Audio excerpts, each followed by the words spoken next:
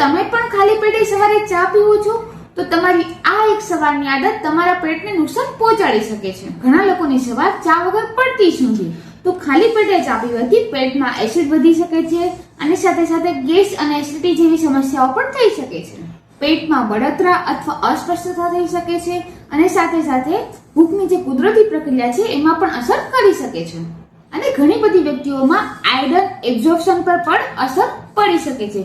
જો તમને પહેલેથી જ ગેસ, એસિડિટી અથવા પેટની સમસ્યાઓ હોય તો તમારે સાવધાની રાખવી વધુ જરૂરી છે. સ્વસ્થ જીવન જીવવા માટે દવા કરતાં પણ વધુ તમારી રોજિંદી આદતો મહત્વની છે.